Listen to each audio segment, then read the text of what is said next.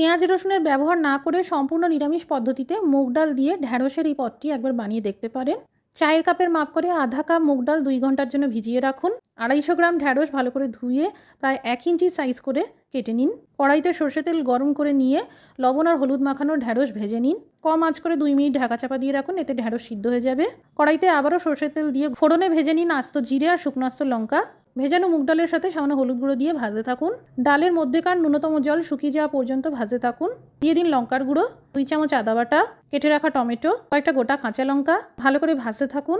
দিয়ে দিন 1 চা চামচ জিরের গুঁড়ো, স্বাদমতো লবণ আর সামান্য জল। আবারও ভাজতে থাকুন। এবার আঁচটা কম করে ঢাকা চাপা দিয়ে 5 মিনিট রান্না করুন। এই রান্নায় ডাল সিদ্ধ হতে হবে, কিন্তু প্রত্যেকটা দানা গোটা থাকবে। এবার ভেজে রাখা ঢ্যাঁড়স দিয়ে দিন, আধা চা চামচ চিনি দিন আর গরম মশলার গুঁড়ো দিন। মশলার সাথে ভালো করে ভেজে নিয়ে 1 কাপ গরম জল দিয়ে দিন আর ঢাকা চাপা দিয়ে 4 থেকে 5 মিনিট রান্না করুন। ব্রত, একাদশী বা যে কোনো নিরামিষ দিনে খেতে পারবেন।